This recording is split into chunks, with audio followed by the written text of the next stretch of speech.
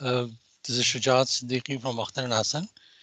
This is one of the first of the series of webinars which Akhtar and Hasan is organizing.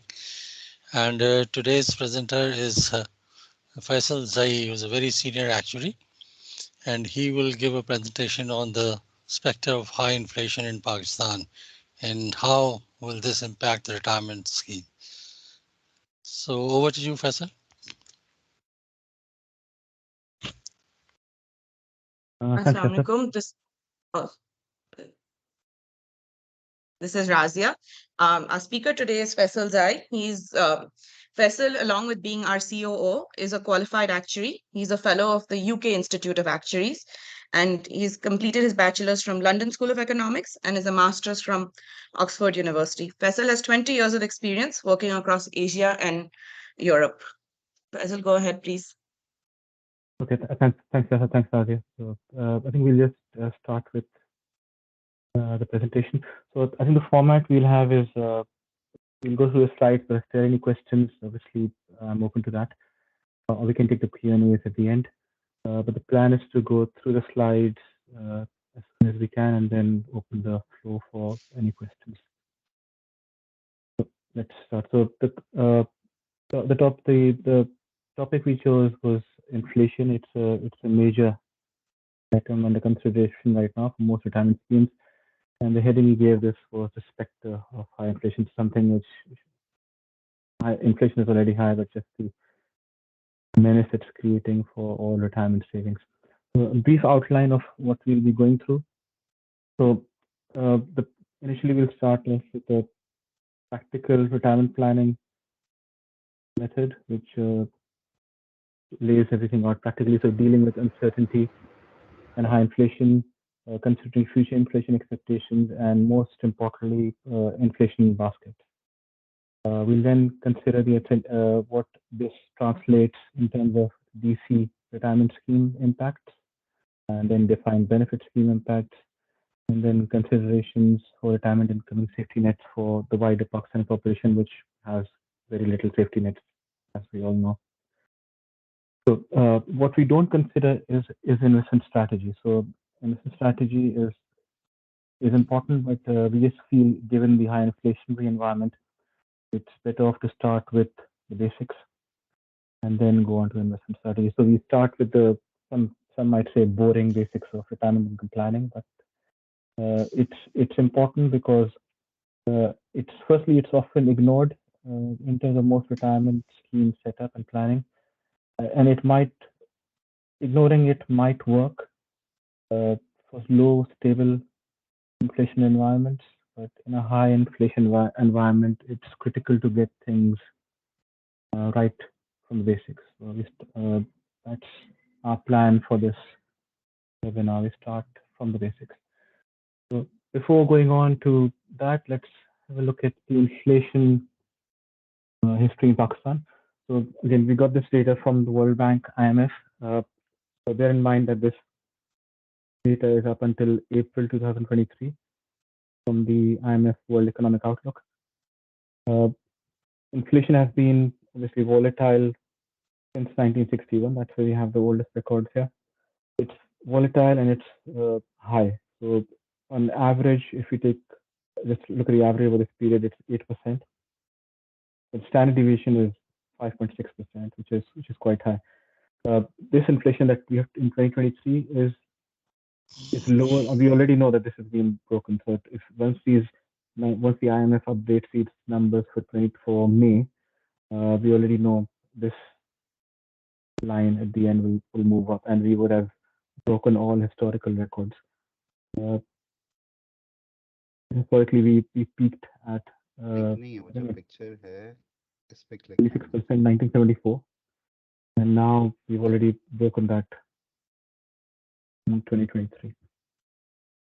So important the message from the picture in Pakistan: inflation has been volatile, has been high, and then there have been periods where it's been relatively stable. But we're entering almost a new phase of inflation era in Pakistan. So let's get to pension. Planning. I mean, before, so the brief quote that always comes to mind when thinking about pensions is from George Foreman, the American boxer. And the question isn't what age we retire, but it's at what income. And as we enter this high inflation environment, that becomes more and more relevant for all of us.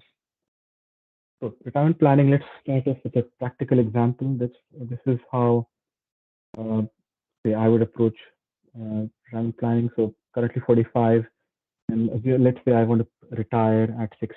That's our number. So as we retire, I assume that I will own my own house. As we most of us would do, children are off my hands. You don't have any need to save any more money or pay for costly commutes to the office every day. They are costly and all, given the petrol prices. But that I'm assuming once we hit retirement, all of that goes away in terms of your costs.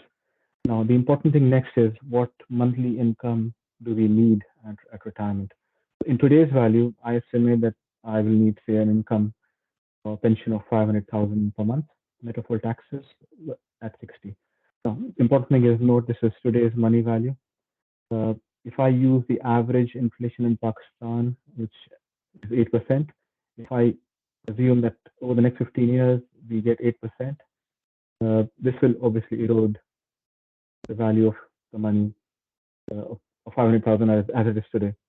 So doing a quick calculation, after allowing for this inflation for 15 years, what I will need to sustain my lifestyle is 1.6 million per month, which is just shows how crazy inflation is in Pakistan. So 500,000 will not be able to buy me anything in 15 years time.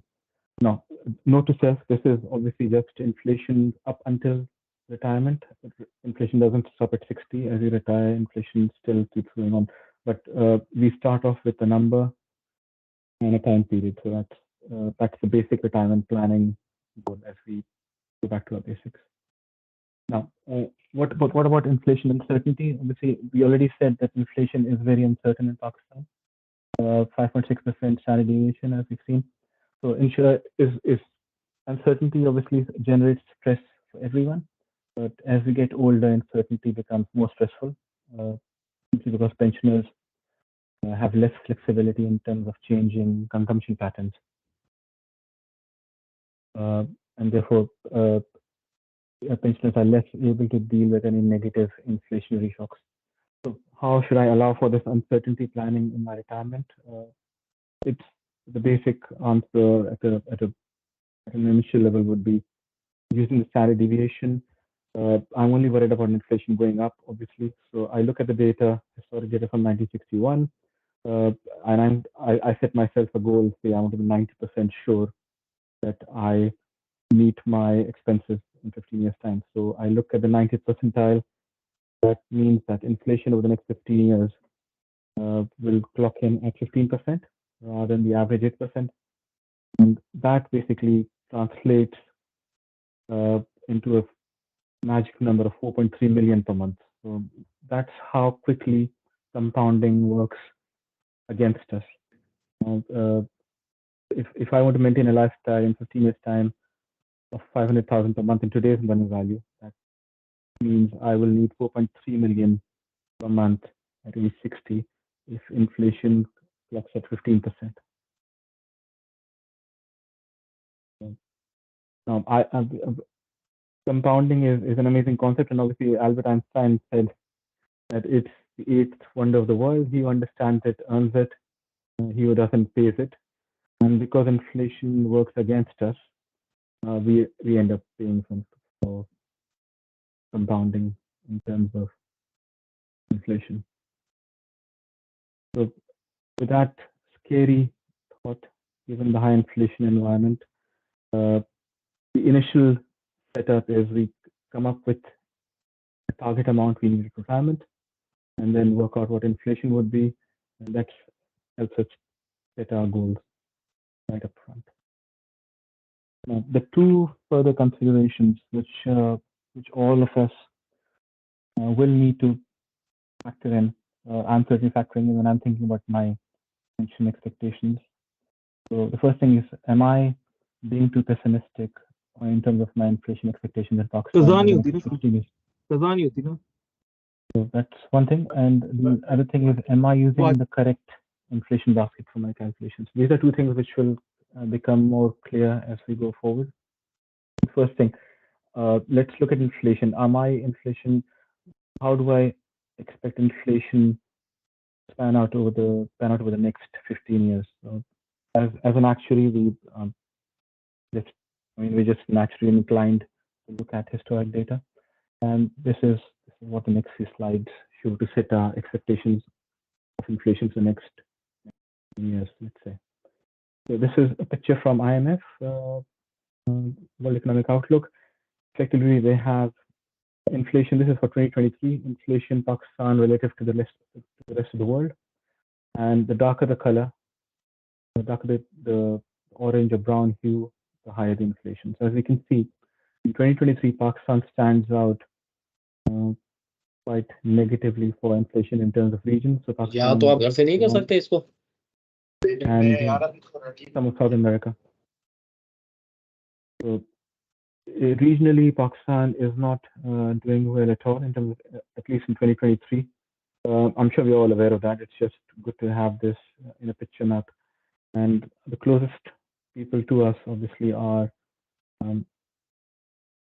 Iran and Northeast Africa countries. So historically, so this is one part of the picture.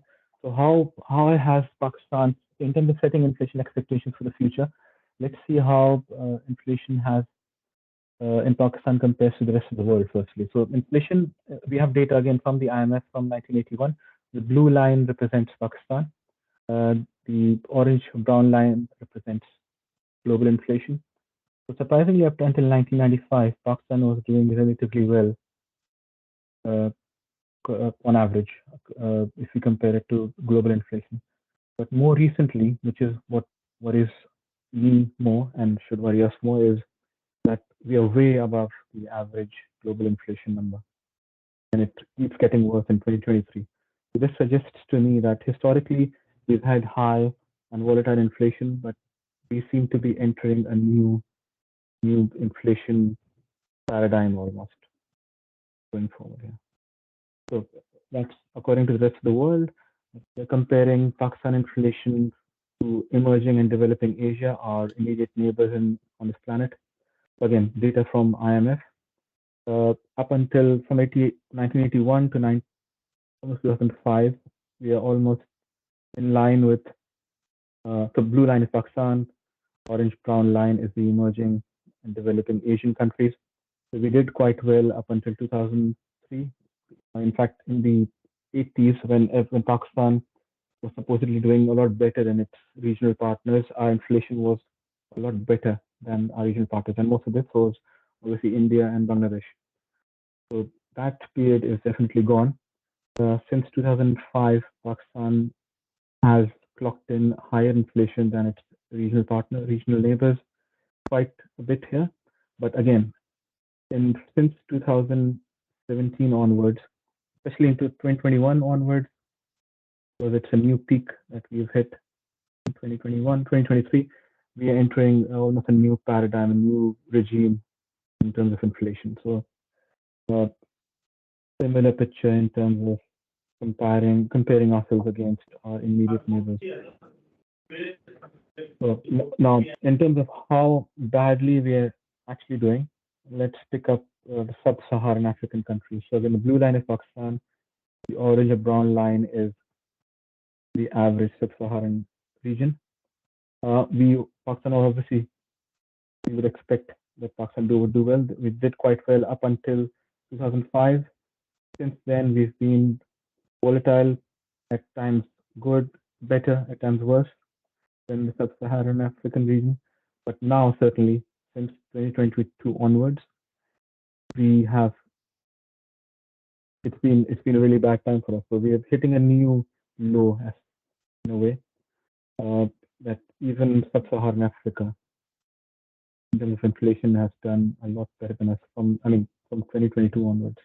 So, like I said, this establishes in my mind that we are entering a new inflation regime, the inflation is not only going to be volatile, but at least for the next few years, we will definitely have a lot of high inflation, which obviously impacts our retirement saving plans. So again, another clue we can get from for inflation expectation is looking at the bond market. Now, the bond market of Pakistan obviously is not very deep, not very liquid, but if we look at just how the yield curve is plotted out in terms of whatever bonds are available. 6 months ago, this is where the dotted orange line was, and this is we moved on to the dotted green line in 5 months, and now this is the dark blue line where we are right now as of 22nd June. So that's literally yesterday. This is this curve. So the curve suggests that inflation expectations will come down over the next 6 years and then stabilize. But I don't know how much confidence to place in this, given that the bond market is quite doesn't have enough depth. But what's looking scary in terms of again future expectations, how quickly they change, is how quickly this curve has moved up. So again, reinforces the idea of high inflation regime. Another thing we tend to worry about in terms of inflation is inflation, and most of us would have heard of this. Inflation tends to be sticky. So sticky means you have periods of high inflation and then periods of low inflation, which tend to be together, and sticky. So again, taking this data for Pakistan, inflation in Pakistan from 1961 onwards to 2023, and we basically see a clutter of years where we have high inflation bunched together. So this was in the 70s. Again, 74 was our last peak. And then in the 90s, again, a cluster of high inflationary years. In the late 2000s.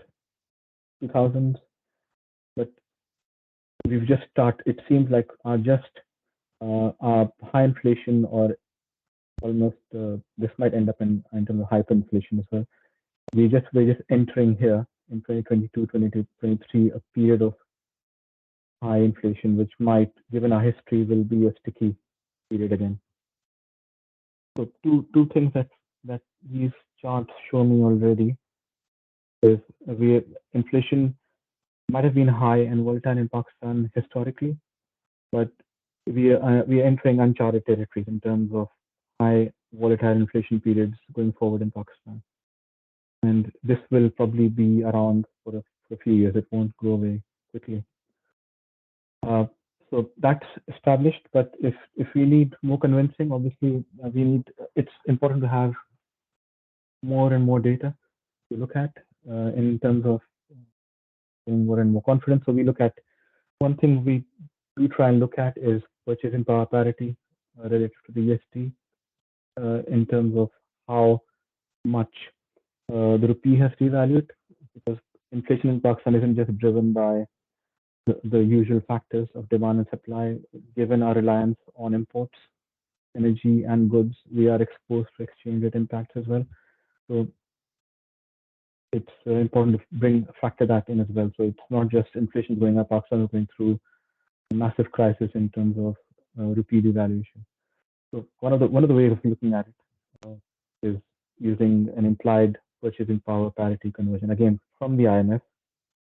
So what I wanted to look at was how Pakistan compares to Sri Lankan purchasing power parity, just because we've already looked at region-wise inflation, and given that the closest country in terms of our economic crisis for us around Sri Lanka, even though Sri Lanka is a tenth of our size, it's important to see what's been happening there. So we have data from 1980s. Blue line is Pakistan, orange line Sri Lanka. We started seeing a divergence where Sri Lanka started performing badly since the 80s. Divergence got worse as we went on. But the important thing is, again, 2022 here. This is when, or for Sri Lanka, let's say 2021, this is when they defaulted and there was a big skewed line. There was a big uplift in this purchasing power parity. when I say uplift, it's basically a fall in purchasing power parity relative to the USD starting from 2021 for Sri Lanka. This is when the default happened.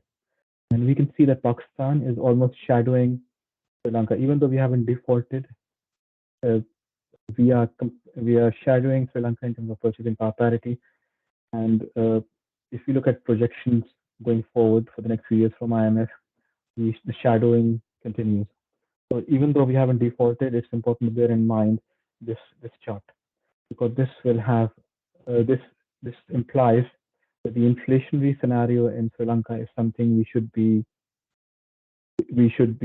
having on in a mind map.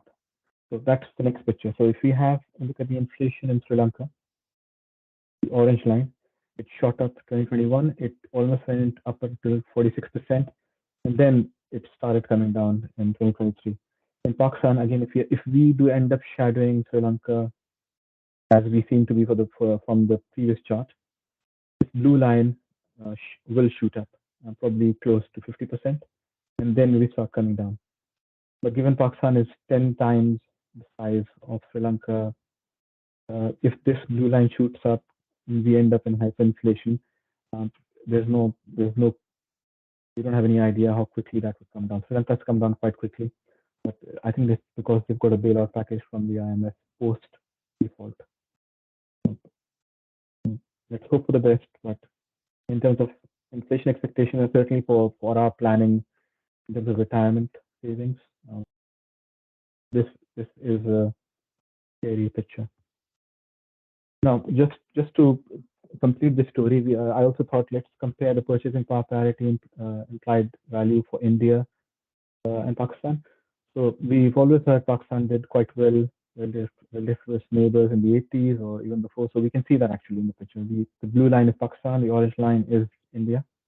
So up until the 90s, one line is on top of the other. So purchasing power parity, Pakistan, India, and the US relative to the USD, almost bang on similar. But since 1996, this is when the Indian line has been stable and we've started diverging.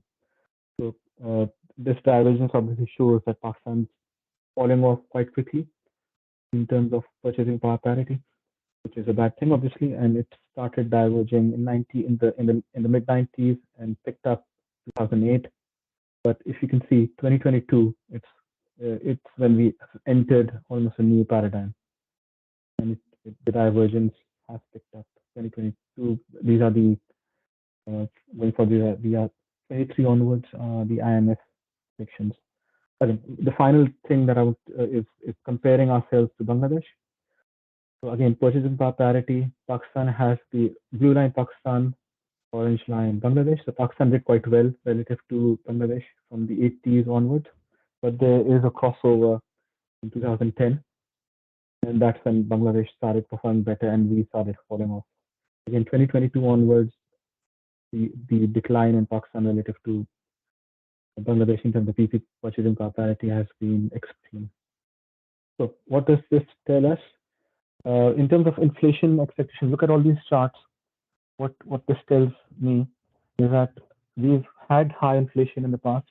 We've had volatile inflation in the past. But what's coming our way, given these charts and this data, is scary. It won't just be higher inflation, probably be even more volatile inflation, spurred by not just the global food inflation. We have food inflation in developed markets as well. It's also how quickly this suggests that the rupee might start getting. But this is what the data suggests. Hopefully, we pray that it doesn't happen. But as actuaries and pension planners and planning for retirement savings, it's important we have this in mind. Hence the outline for this presentation. We wanted not to talk about the investment strategy because in a high inflationary environment, that means nothing. What we need to think about is when we start thinking about retirement savings and pensions, it's about having a target income that we want and then allowing for inflation deterioration in that money value. That's a prime target. We need to work that out first. So that explains why the outline for this presentation starts off the way we've done. Okay, now the important things I considered, there were two important considerations further to the inflation, the simple calculation that we did. Is inflation expectations, are they too pessimistic for Pakistan? I don't think so. I think at the moment inflation is expected to go. So if I was using 15% as my 90th percentile over the next few years until I retire, I think inflation might be higher than 15% for some time, given what we've seen in the inflation data. Now, the other important thing is, am I using the correct inflation basket for my calculations? Now, that is, again, something which tends to get ignored, but we need to pick that up. Now, why is the inflation basket so important when I want to consider my retirement income? It's simply because my expenses and my lifestyle as a pensioner, age 60, will be very different to the average Pakistani. Now, if you look at the population in Pakistan, this is 2020. Now, this number, as we can see, this might have changed given the recent census, but this is the best that we have right now. So what this tells us is inflation. The inflation basket represents an average basket of goods for people in Pakistan. Every one of us has his or her own consumption basket depending on age and income level, etc. But age and income level are the primary factors. Normally, we would expect the typical basket of goods for a pensioner to be very different from a young person. That's what research shows across the world, and that's what we would rationally expect as well. Pakistan has a very large young population. So at the moment, only 5% of our population, as of 2020 data, is above 60. So that's 11 million out of 230 million. If we were to use the average consumption basket as the state bank does right now, that completely skews the inflation basket to a younger person and is obviously not relevant for someone who's planning to retire, and planning for an inflation income or inflation projections in the retire. So using a national level inflation basket of the state bank website is not completely relevant to pension planning or retirement income planning. And this chart shows why, because the average person in Pakistan is very much younger than myself, for example, for 15 years time. Now, this won't change very quickly. So by 2050, that's just another 27 years, Pakistan population will have jumped up by almost 150 million. But the important thing is the population will have aged as well. So if we have 5% of the population over 60 now, that would double to 10% of the population would be over 60 by the time most of us retire in 2050, for example. And by 2075, that would become 17%. So it feels like almost every 25 years, the pensioner age group, 60 and over, doubles in Pakistan. So by the time, the inflation basket then might be more representative, but two things to bear in mind from these two slides is, firstly, the average inflation basket doesn't represent a pensioner in Pakistan, and there are very few pensioners in Pakistan relative to the population now, but this will improve as we go. This will improve or get worse as we go forward. Importantly, Pakistan doesn't age as quickly as, say, China or the developed countries in the West. So that's a resource we can use if policymakers plan ahead, but that's not the topic of the discussion. So examples of why we think the pension inflation basket will differ from the average basket. Get this thing clear. So as we age, we are more likely to spend on healthcare. Firstly, the pensioners, secondly, are not required to travel regularly to work at peak hours, so that will reduce the transportation costs. As we spend more time at home post-retirement, a higher percentage of a disposable income might be spent on electricity, gas bills, and communication. However, obviously, we expect that pensioners 15 years from now, even now, will spend less on electronic gadgets, but they will definitely be spending more relative to now. So that's another way the average basket might change. Uh, it's reasonable to assume that after many years of working, an average pensioner might own a house.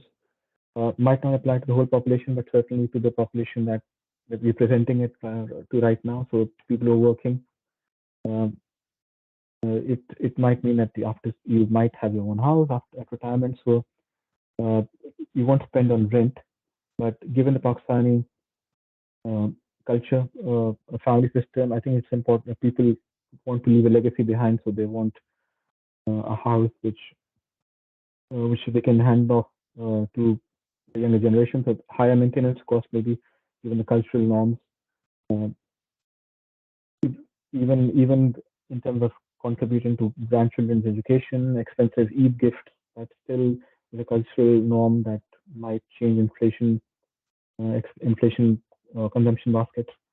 Uh, Additionally, as you get older, recreational activities become less important, so and you spend less on education.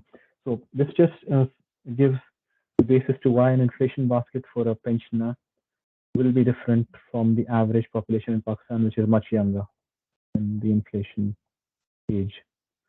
So, given given this background, we try to estimate what a pensioner inflation basket might look like for the average pensioner in Pakistan. So, what research shows us is as the income goes down, your percentage of expenditure on food goes up. So, as a pensioner is relatively poorer to a normal working class to a person who's working, you would expect that the food weight would go up for the average pensioner in Pakistan as it does for the rest of the world. So the major item is higher percentage of food expenditure for the average pensioner again. Health cost goes up, housing bills go up slightly, uh, but the other expenditures come down slightly. So this is what an average pensioner pension inflation basket might look like compared to the national basket in Pakistan that the state bank uses. Now, an average, can I use a typical inflation basket for a pensioner, given that I'm targeting a 500,000 income? Today's money value? I wouldn't think so. And similarly, most people on this call, as they approach retirement, would the average pensioner would not the label wouldn't apply to them. So they'd be much richer compared to the average pensioner in Pakistan. So let's call them the highly skilled pensioner. Let's call ourselves that. Now, when you're the highly skilled, so this highly skilled is the typical pensioner in Pakistan. So again, for a highly skilled pensioner, the pension would be a lot higher. So as a result, the food bill comes down as a percentage of your total expenses. So highly skilled pensioner, less on the main thing is you spend less on food. And the weight of food for an average pensioner is higher than for a high skilled pensioner. Again, housing as a percentage of your for a richer person, on average, the household bills cost less than a poorer person. So a typical pensioner is obviously poorer than the highly skilled pensioner.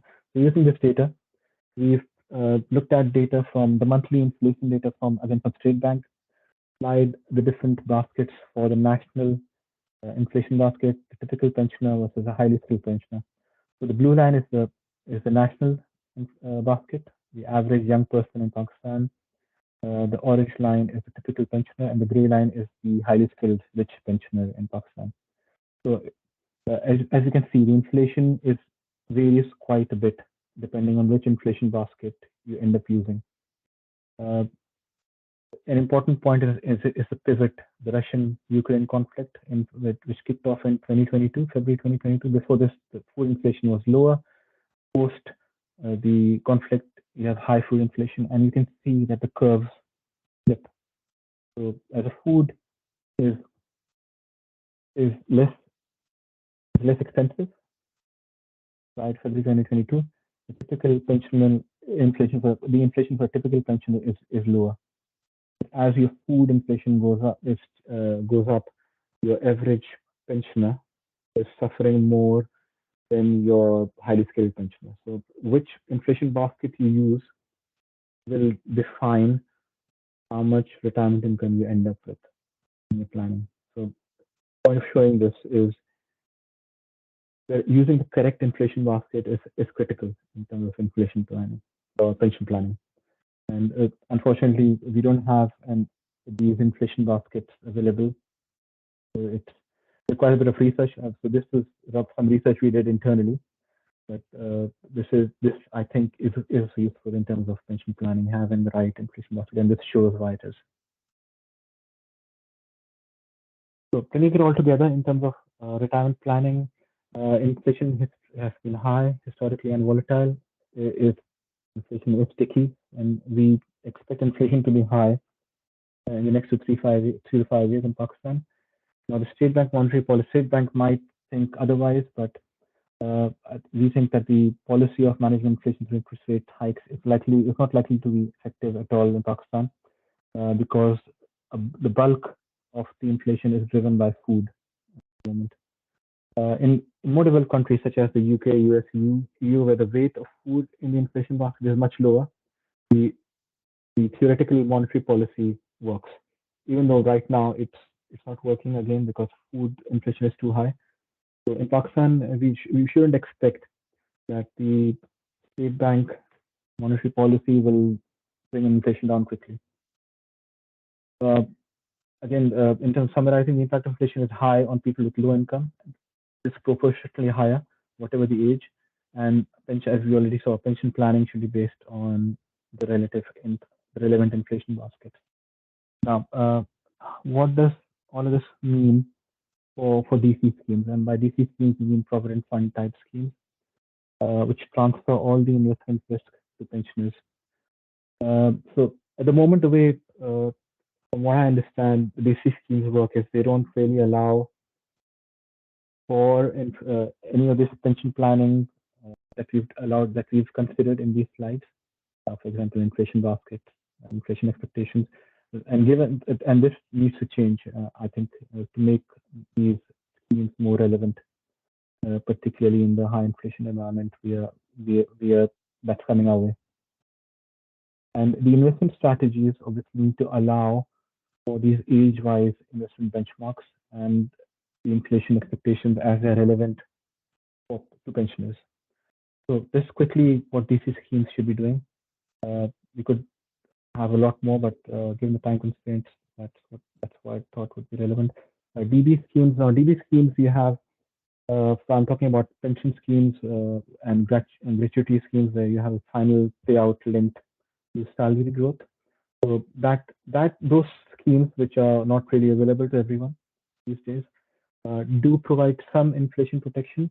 However, under current economic conditions, wage growth is likely to fall below inflation, as it's everywhere in the world. That's what we'll have in Pakistan. We'll see in Pakistan.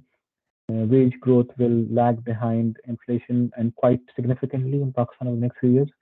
So as a result, your wage inflation falling behind, your wage growth falling behind inflation means that whatever payout you get at the end might not protect you against inflationary costs over your working life. So what DB schemes should consider as an option is to switch between inflation linkage and wage linkage in high inflation environments.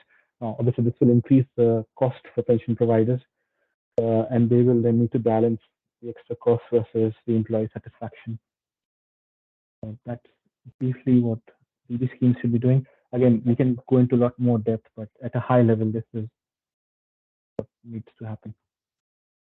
Now, this is all for pensioners, where pensioners exist in Pakistan, but as we already saw that the 5% of population is pensioners right now. This will double every 25 years almost going forward. So the bulk of the population in Pakistan that's in the retirement age has no safety nets, has no pension, and given the low percentage right now, the family system probably works and provides enough protection in old age. But certainly when I get old, it will not be as effective. So it's fine for us when we can plan for pensions, but for the bulk of the Pakistani population, as we get older, there will be no safety nets, there will be no pension. Hence, the policymakers, whoever they are, need to ensure adequate safety nets. Otherwise, we'll end up with a huge issue. And because the traditional family support will probably not be adequate. So that's presentation. If there are any questions, let's take them now. I'm conscious that we don't have much time. Just a brief introduction to the Akhtar Hasan team profile before we move on. So this is, as I said, as Shiraz had mentioned, this is first in the series of webinars that we are planning. We already know, I think most people would know Sami Saab and Shiraz Saab in this market. I've recently rejoined Akhtar Hasan. I was there earlier in 2004. The current team is this: Falak, Hasham, Razia, Haris, Sidra, and Hamza, which I'm sure most people would know about anyway. But I open the floor to any Q&As that we might have now.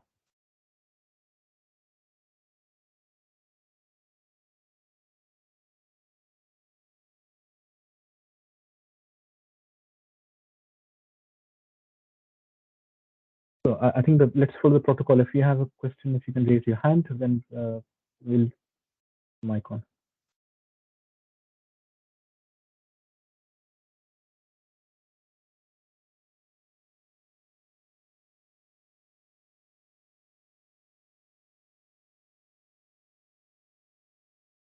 Assalamu alaikum. Welcome, Falak. Faisal, thank you so much again. This was a great insight on how the pension planning, at least it seems like I need to start worrying about my own planning. Of course, the generation is going to change over the period of time. I won't be relying on the people, especially when the kids are going out. They don't tend to come back, and the infrastructure of the family systems don't happen to be the same as it was used to be. So I wanted to actually request you for elaborating a little more on the comparison of the purchasing power, because it seems to be there was a jump on the purchasing power towards hundreds. So there was a little bit of a confusion. I mean, perhaps I was not clear to understand exactly how this moved and how this would eventually turn out to be. Second question would be real effective exchange rate. Where do you think that real effective exchange rate would be, and how our lives would be affected by that? So those are two difficult questions. First one, I think this is the chart that you were referring to. So we have implied purchasing power parity in Pakistan, which is a blue line. So basically, this is a standardized unit. So this doesn't really mean anything. It's basically just comparing two lines relative to each other with a number on your y-axis. But what this does show that there's a huge uptick in terms of, or downtick, as let's call it. The purchasing power parity, Pakistan really suffered 22 onwards, as Sri Lanka suffered 2021 onwards. So this implies that our purchasing power parity, which basically is a combination of, which is basically, as it says, this is how much the rupee has devalued relative to an international basket of goods. So obviously, it's not just inflation, but also exchange rate devaluation. I have no idea how much your second part of the question, which how much devaluation we'd suffer. It's just too difficult to say right now. Yep.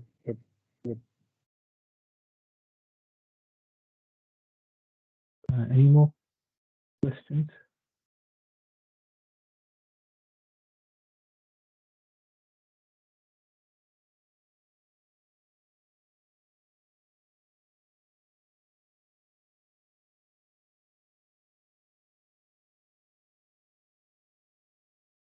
Assalamu alaikum, Faisal bhai.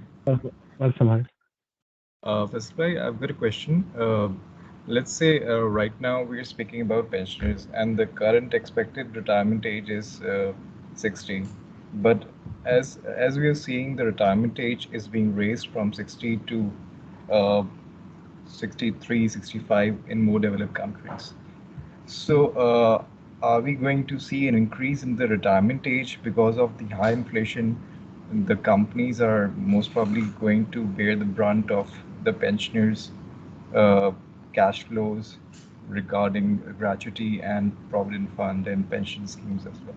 So are we expected to see an increase in the retirement age or in the near future, or is there anything that you can expand upon Yeah. So regarding Harris, this? so Harris, I think it's a very good question. It's something I probably didn't speak about enough. So when we talk about 4.3 million is what we need in retirement. If I want to manage a 500,000 consumption in retirement, 4.3 million. As inflation goes up, we'll have to allow for more time. So I will definitely not be able to save enough money over 15 years to match 500,000 consumption in 15 years. That's just not going to happen. So as inflation goes up, you rightly said, we will have to allow for a longer period of working. And obviously investment returns over that period would mean that we can accrue more investment returns. And obviously, as we work longer, our retirement life becomes shorter. So, goes without saying, I think if we, as inflation becomes more of a problem, and it's a worldwide scenario, Pakistan is much worse. We would need not just only work longer. Retirement age needs to go up. I will probably end up working another 30 years instead of 15 years, and then we'll probably have to save more as well. So if I was planning to save say 10% of my income for retirement, I would probably end up having say maybe say 20%. So it's a double whammy for inflation. Not only work longer, but need to save more. So cut down on spending right now. Investment strategy alone won't get you there.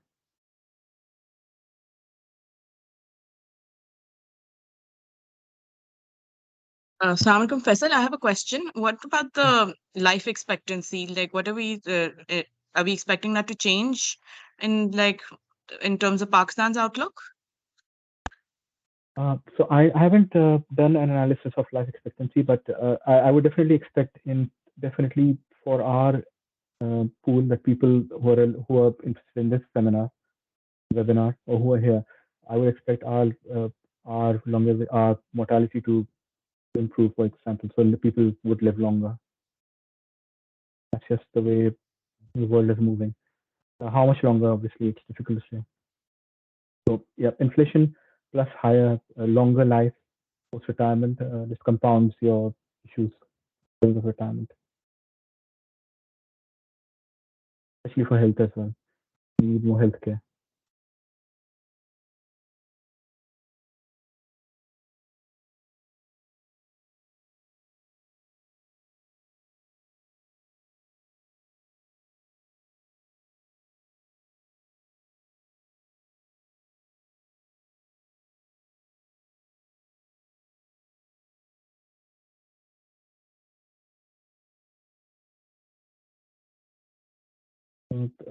I guess if there are no more questions, we can log off. I mean, you can always, if there are any questions, people can get in touch with us. Emails, I think probably already shared with most people. But I hope this has given us something unique in terms of retirement planning. I mean, in terms of what's been going on in practice for the last few years or last since we've been looking at it, it will no longer be relevant in the current inflation, in the current environment in Pakistan. Also for the rest of the world, this will change quite quickly and quite drastically. So it's better to be prepared. And for most people who think about retirement planning or retirement savings or trustees for pension schemes, there needs to be a revision in terms of how to plan for retirement income. Certainly for most people in my most people here and in my age cohort, there is no defined benefit pension schemes. So we are all exposed to investment risk, to defined contribution schemes, sovereign funds. So we need to probably pay even more attention to that when planning for retirement.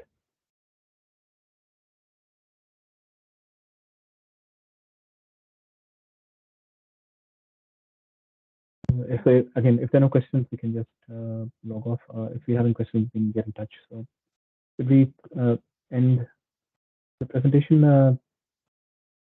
Sayed, yeah.